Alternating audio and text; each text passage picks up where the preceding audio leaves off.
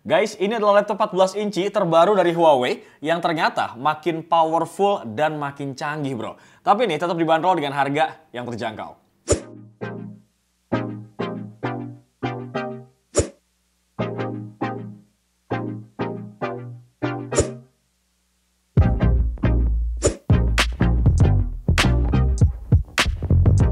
Desainnya masih tetap mewah ya, full metal, pakai prosesor Intel H-series generasi terbaru, sampai udah didukung sama fitur AI loh. Ini adalah Huawei MateBook D14 2024 yang pakai prosesor Intel generasi ke-13 terbaru, brother. Nah, seinget gue sih ya, terakhir banget gue nyobain laptop Huawei MateBook D14 ini versi yang 2022 guys, alias udah 2 tahun yang lalu nih. Dan impresi gue sama laptop Huawei MateBook D14 Gen 11 ini guys, itu masih bagus-bagus aja, bahkan sampai saat ini loh. Nah, setelah ngelewatin 2 generasi, kira-kira Huawei MateBook D14 ini yang 2024 dapat peningkatan apa aja nih guys? Gak usah lama-lama, langsung aja kita bahas bro nih. Pertama-tama soal desainnya dulu. Di sini gue masih nggak menemukan perbedaan signifikan ya bro antara Huawei MateBook D14 Gen 11 sebelumnya dengan MateBook D14 di tahun 2024 ini. Desainnya masih terbilang identik ya dengan material full metal di keseluruhan bodinya.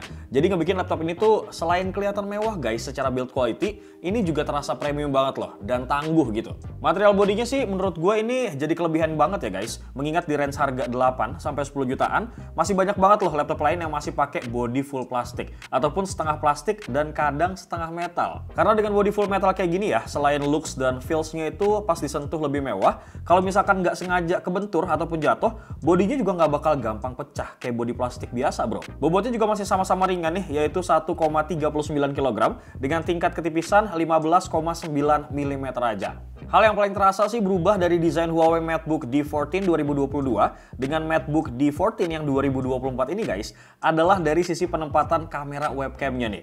Dimana kalau di MateBook D14 2022, webcamnya tuh tersembunyi di bagian keyboard. Nah, kali ini nih MateBook D14 2024 posisinya udah dibalik ke posisi biasa, yaitu di bagian bezel atas layar. Sebenarnya ini positif negatif ya guys, karena posisi webcam tersembunyi di MateBook D14 2022 kemarin, itu tujuannya juga baik menurut gua.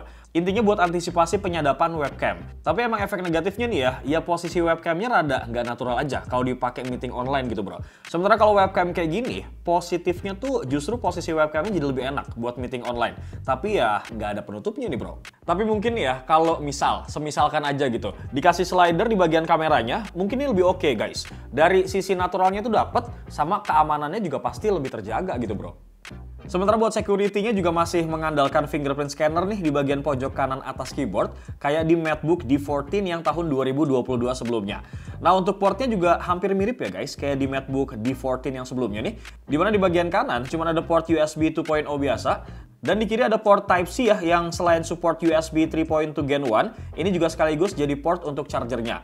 Terus ada juga nih port USB 3.2 Gen 1-nya sendiri, kemudian ada port HDMI 1.4, dan terakhir ada port 3,5 mili untuk audio jack. Sementara buat grill speaker dan grill fan-nya guys, ada di bagian bawah laptop ya, dan untuk mikrofonnya nih ada di bagian depan laptopnya. Lanjut, sekarang kita masuk guys ke bagian keyboard, yang mana di sini pun gue nggak menemukan upgrade yang signifikan. Dimana secara tampilan ini juga masih sama aja ya, tapi kalau misalkan bicara soal experience ngetik nih ya, kalau misalkan lo termasuk yang peka, di sini feels-nya tuh sedikit lebih empuk guys, berkat key travel yang cuma 1,5 mm aja nih. Ukuran touchpad-nya pun sekarang dibikin lebih luas ya, dengan ukuran 119 x 71 mm yang posisinya ini masih agak condong ke kanan. Nah, posisi condong ke kanan ini guys, sepengalaman gue sih bikin gue tuh nyaman-nyaman aja ya, nggak ada masalah yang berarti gitu.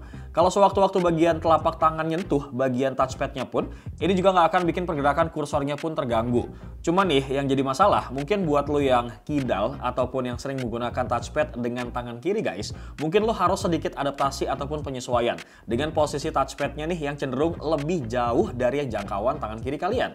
Tapi catatan gue ya guys terkait keyboard dari MateBook 14 2024 ini adalah terkait absennya backlit di bagian keyboardnya nih bro. Tapi hal yang paling gue suka ya terkait peningkatan di Huawei MateBook D14 ini adalah dari sisi layarnya guys sebenarnya. Karena meskipun ukurannya tuh masih sama-sama 14 inci, cuman terkait aspek rasio layarnya kali ini tuh meningkat ya, jadi 16:10. Yang otomatis nih bikin luas layarnya tuh berasa lebih lega 10% dibandingkan sama yang sebelumnya. Dengan begitu layarnya ini tuh menampilkan jumlah konten yang lebih banyak ya, Kayak row Excel yang terlihat lebih banyak, kemudian artikel yang ditampilin juga jadi lebih panjang, sampai buat editing, timeline yang terlihat juga lebih banyak gitu bro. Jadi bikin kalau dipakai kerja tuh lebih nyaman lah intinya.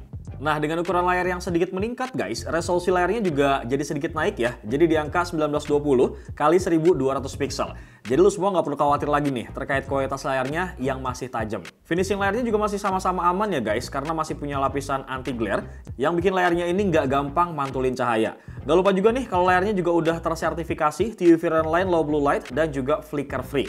Buat dipakai kerja lama-lama meskipun di kondisi minim cahaya. Tapi ada satu hal nih guys yang mungkin harus dijadiin perhatian terkait dari layarnya.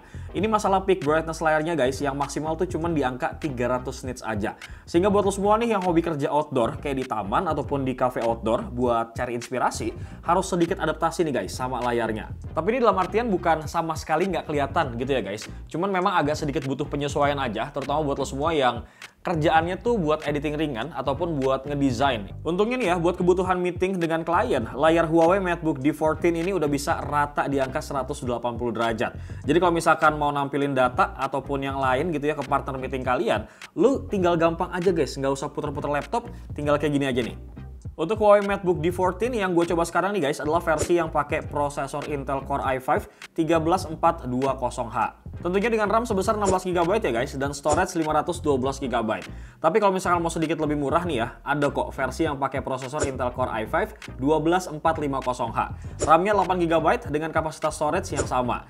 Sementara buat graphic card-nya ini masih integrated yaitu Intel UHD graphics standar. Ya meskipun tanpa graphic card tambahan, gue rasa untuk performa dari Huawei MateBook D14 ini sih nggak mengecewakan kok bro. Karena hal tersebut tuh jelas ya berkat jasa dari prosesor Intel H series generasi ke-13 terbaru nih guys yang disematkan oleh Huawei di laptop ini. Nah, di saat brand komputer lain ya masih banyak yang cuma pakai prosesor Intel U series di range harga yang mirip-mirip gitu bro. Gue rasa hal tersebut juga sangat tergambar ya dari kegiatan pekerjaan harian gue nih yang pakai laptop ini. Yang sama sekali tuh nggak ada kendala sama sekali bro. Mulai dari editing kelas menengah pakai CapCut nih ya untuk beberapa konten di YouTube dan juga TikTok, sampai ngedesain tipis-tipis di Photoshop buat kebutuhan cover TikTok dan juga thumbnail video YouTube ini masih aman. Bahkan ya pas gue lagi bosan terus nyobain main Genshin Impact guys, tipis-tipis aja nih, Huawei MateBook D14 ini masih sabi banget kok brother. Tapi saran dari gue nih ya, buat lo yang pengen performa gamingnya tuh lebih maksimal, mending lo mainin di mode performance mode aja deh guys, biar main gamenya tuh lebih lancar. Syaratnya lo harus banget nih colokin laptopnya ke charger ya brother, terus tinggal klik aja tombol FN plus P.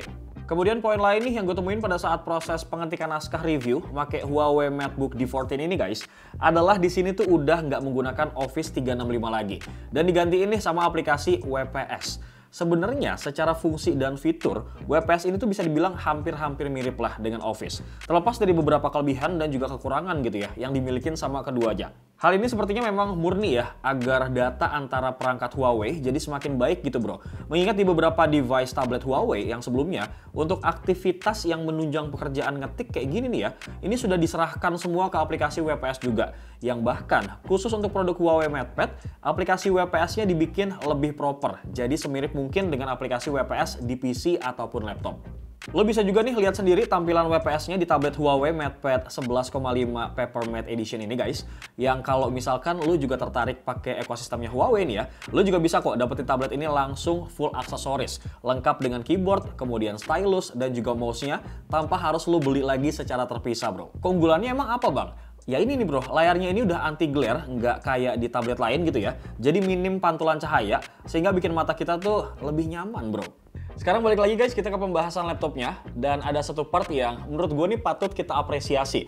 Karena adanya fitur AI guys yang ditawarkan oleh si WPS-nya ini nih bro. Di sini lo tuh bisa minta tolong AI-nya buat bantuin lo bikin naskah apapun guys. Misalnya nih untuk review laptop. Asalkan prompt yang lo masukin itu tepat, hasilnya tuh bakal bisa ngebantu proses kerja jadi lebih efisien. Mirip-mirip lah kayak si ChatGPT gampangnya gitu bro. Atau kalau misalkan menurut lo masih naskahnya tuh kepanjangan ya guys, lo juga masih bisa nih minta tolong summarize artikelnya supaya diganti jadi lebih ringkas. Atau kalau misalkan lo butuh informasi lebih detail dari file PDF-nya, di sini lo juga bisa kok minta tolong ke AI WPS-nya nih guys buat cari info lebih dalam lagi terkait isi dari PDF tersebut. Mulai dari ngasih informasi singkat berupa poin-poin penting yang bakal dibahas, bisa minta tolong juga nih buat rangkum, sampai kita juga bisa ajuin pertanyaan loh terkait dengan PDF-nya. Lewat kolom AI ini di bagian pojok kanan bawah kayak gini bro. Ya meskipun masih belum terlalu optimal, tapi gue rasa fitur AI yang diterapkan oleh WPS ini lumayan banget ngebantu guys. Asalkan nih lu udah paham cara pakainya tuh dengan baik seperti apa gitu bro. Dan kalau benar-benar dikembangin ya dengan lebih proper, gue rasa nggak menutup kemungkinan lo guys, para pengguna Office 365 ataupun Google Doc kayak gue nih, kita akan 100% migrate nih ke WPS. Karena buat dipakai buka berbagai macam data Office kayak misalkan Word, Excel, dan PowerPoint, semuanya itu bisa dibuka dengan baik guys. Apalagi nih ya, kalau lo beli Huawei MateBook D14 ini, aplikasi WPS-nya tuh udah free loh, dan udah langsung terinstall di dalamnya. Jadi lo semua bisa pakai ya, dan gratis seumur hidup nih. Tapi kalau pakai buat fitur AI-nya, ini pakai credits ya guys. Selain itu Brody, fitur yang gak kalah ngebantu nih selama gue nyobain Huawei MateBook D14 ini adalah teknologi Metaline Antenna yang bisa tetap nge-reach sinyal Wi-Fi nih. Bahkan sampai jarak 270 meter loh bro. Dan kemampuan jarak jauh untuk menangkap sinyal di laptop ini memang benar-benar terbukti ya guys. Jadi waktu itu tuh lantai 2 Wi-Fi-nya mati di kantornya Facebook dan cuman ada Wi-Fi di lantai 1. Dari sekian banyak PC dan juga laptop yang ada di lantai 2 guys, ternyata cuman laptop ini yang bisa nangkap sinyal Wi-Fi yang ada di lantai 1 bro. Lanjut kita bakal bahas masalah baterai. Dimana performa baterai 56 Wh nih yang juga ada di laptop ini itu tidak mengecewakan gua sama sekali guys. Dan ini diklaim ya bisa dipakai buat kebutuhan video playback di resolusi 1080 pixel selama 13 jam nonstop loh. Nah ini terbukti ya selama gue pakai laptop ini buat kebutuhan kerja 1 hari full dari jam 10 pagi guys sampai jam 6 sore dan gue tuh baru ketemu ngecas lagi sekitar jam 3 atau jam 4 sorean lah. Itu pun dengan catatan ya, gue kerja tuh nggak cuma ngetik-ngetik doang nih. Kadang gue harus browsing internet ataupun nonton YouTube buat cari informasi tambahan. Sampai kadang gue juga pakai buat editing tipis-tipis ya, buat sekedar untuk video 1 menit nih, untuk kebutuhan YouTube Short. Bahkan ya, sesekali gue juga pernah main Genshin Impact tipis-tipis kalau bener-bener lagi butuh nih buat kebutuhan konten bro. Nah terkait harganya nih ya, untuk Huawei MateBook D14 2024 ini guys, bisa kalian dapatkan dengan harga mulai dari 8 jutaan bro. Untuk versi Intel Core i5 12450H dengan RAM 8GB dan storage 512GB. Sedangkan nih buat versi yang gue coba sekarang yaitu versi Intel Core i5 ya 13420H ini tuh harganya sekitar 10 jutaan bro dengan RAM 16GB dan storage 512GB. Jadi intinya sih ya di harga segini di saat semua brand di luar sana guys cuman menawarkan pakai prosesor Intel U series aja plus desain laptop yang masih pakai plastik. Nah di sini untuk Huawei MateBook D14 2024 ini menawarkan pilihan terbaik menurut gua. Karena kalau misalnya kita lihat dari desain ini juga cukup mewah, performanya oke dan durability-nya juga oke banget nih guys. Selain itu di harga segini ya, Huawei MateBook D14 ini juga ngasih layar yang lebih luas dengan resolusi yang lebih tinggi. Bobotnya juga ringan banget nih guys, meskipun bodinya ini udah full metal, baterainya ini awet, bisa dipakai buat berbagai kebutuhan, mulai dari kebutuhan kerja ringan sampai main game sama editing kelas menengah pun sabi. Hingga dikasih garansi nih guys sampai 2 tahun loh. Dan jangan lupa juga nih ya, yang paling menarik adalah fitur Metaline antenanya juga nih, yang punya jarak jangkau super gokil banget menurut gua. Dan juga ada fitur AI di WPS ya, yang meskipun masih butuh beberapa improvement. Cuma menurut gue nih ya, di beberapa waktu mendatang, kalau fitur ini tuh bener-bener diseriusin guys, ini bakalan jadi game changer banget sih. Jadi menurut kalian gimana nih guys terkait Huawei MateBook D14 2024 ini? Langsung aja tulis pendapat kalian, feel free di kolom komentar. Bewok pamit. Assalamualaikum.